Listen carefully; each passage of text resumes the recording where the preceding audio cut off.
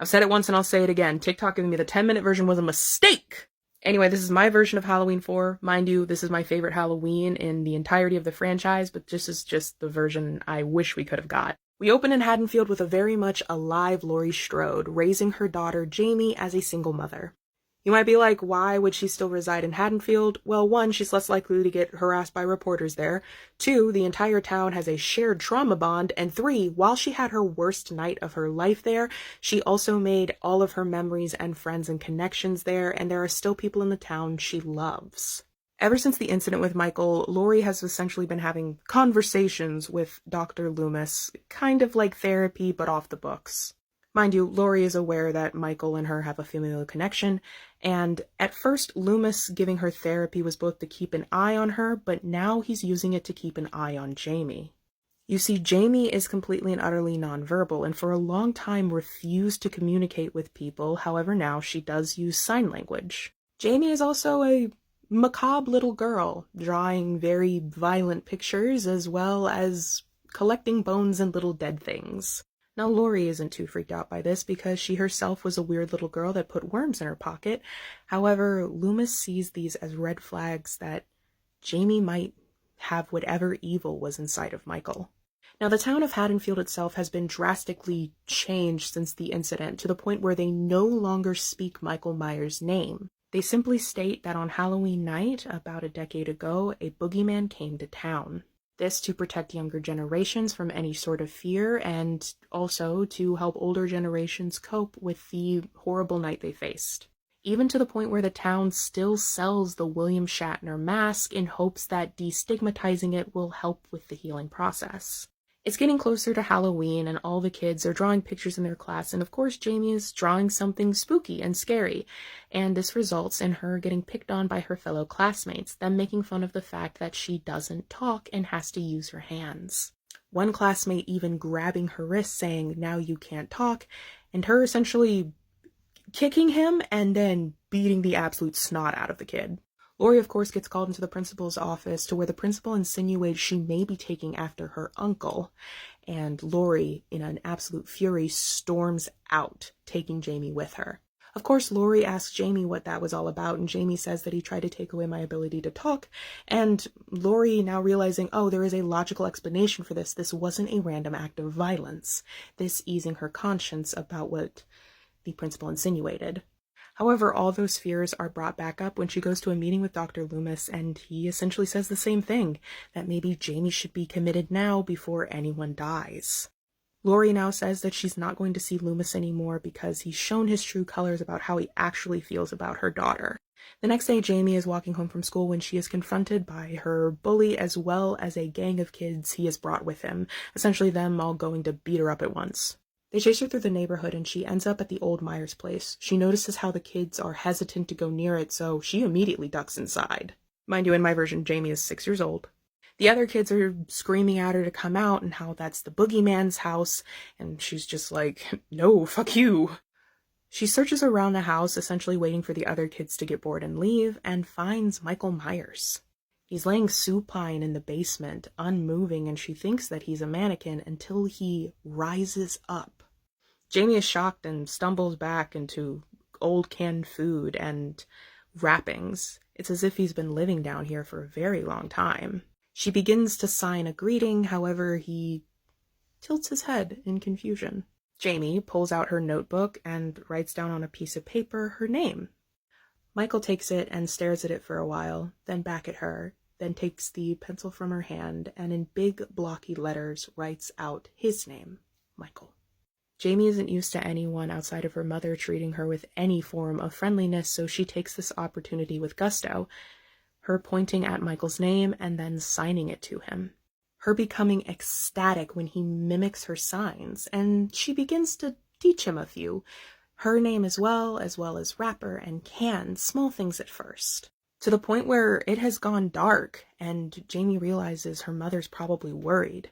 She tells Michael goodbye and that she will see him again, of course having to write it on a paper for him, and she runs out the house into Haddonfield, Michael looking as she goes off into the distance. Laurie has already called the cops, and they are at her house as she is freaking out at the fact that her baby did not come home from school, when Jamie bursts in. She's excitedly signing how she has met a new friend today and how his name is Michael and that he's really nice, and she's teaching him sign language, and she's sorry she's late, but she was having too much fun. Mind you, Dr. Loomis is there, and when he hears the name Michael, he kind of goes into full freakout mode, demanding to know how tall he is, what does he look like, getting up in Jamie's face until Laurie and the officers have to push him away. Laurie stating how Michael is a very common name and that he needs to back off with his obsession and that she shouldn't have let him in the house. The officers and Loomis leave, and Laurie tells Jamie how happy she is that she has made a new friend and she can't wait to meet him. Jamie telling her mother that he is very shy, and Laurie saying that's okay, you should play with him as much as you possibly can, and so Jamie does, going back to the Myers house day after day, teaching Michael more signs, and him, in turn, teaching her how to kill. Essentially, self-defense and stabbing, seeing as how Jamie has opened up with the fact that she is being bullied. I have it that one day, him now cut off from his main source of information, Loomis decides to stalk Jamie and sees her going into the old Myers home.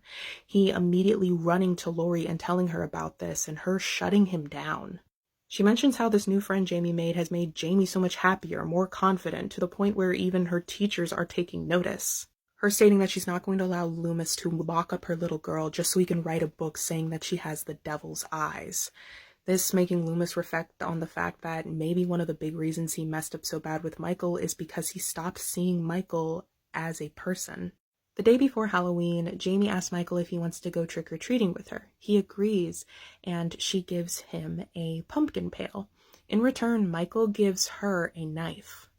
Next day, school has let out and the entire classroom has dispersed, Jamie just being slow to pack up when her bullies and some of the other kids come over to confront her once more.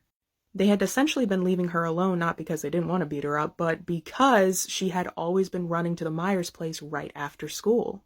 But today she was a little too slow, so they decide they're gonna wail on her. However, Jamie pulls out her knife and just stabs all of them, not caring that blood has splattered on her costume, and she calmly leaves. When her mother asks her what happened to her costume, Jamie says that one of her bullies threw fake blood at her. Laurie finds this believable, and then there is a knock at the door, and when she opens it, she sees Michael Myers. She thinks of slamming the door and calling the police, however, he signs at her. And Laurie, only knowing Michael to have never communicated with anyone, assumes that this must actually be a completely different person. And although she's weirded out that her daughter's befriended what she believes to be an older teenager and/or grown man, she can't be too upset that her daughter finally has a friend. She tells Michael she'll be keeping an eye on him from a distance and to not touch her daughter, to which he says, yeah, okay, and him and Jamie go off to trick-or-treat. Mind you, Loomis is still skulking around, and he notices Michael and Jamie together. Just before he's about to approach them, though, he notices other people unintentionally dressed exactly like Michael, a seed of doubt growing in him, and him deciding to turn away. All this changes, however, when it's been announced that 4 kids got stabbed at the elementary school, and the town devolves into chaos. Laurie and Loomis both begin to panic, and everyone starts evacuating the streets. Michael kind of looks at Jamie and is like, did you do this? And Jamie's like, yeah. An officer approaches the pair and is like, hey, there's a curfew, you need to get off the street. And Michael just stabs him. When Jamie asks why he did that, he said so she wouldn't get in trouble alone. The pair go back to the old Myers place where Loomis is waiting for them. He has his gun drawn, pointing it at Michael, Jamie stepping in. Laurie then coming in and demanding to know what the fuck is going on, and seeing that the Michael she thought wasn't Michael was actually Michael. Michael and Loomis begin to fight while Laurie tries to get Jamie out of there. The cops, hearing the chaos and commotion, surround the place, and just as Michael is about to stab Loomis, Jamie is able to talk him down. Him peacefully surrendering with Jamie by his side, both of them covered in blood. Cut to 5 years later, and Michael and Jamie are both patients at Smith Grove, both of them refusing to speak to anyone besides each other and Laurie when she visits. The day before Halloween, Loomis tries to talk to him, and for the first time in 5 years, they sign to him, but it's all individual letters. Loomis asks them to write it down, but they refuse, and that night he gets a call from Smith Grove that Michael and Jamie have escaped. He goes to Laurie's house thinking that she might be in trouble. However, when he gets there, the entire house is cleaned out, except for a single sign language book on the floor. Him realizing what they had signed to him that day was Goodbye, Doctor.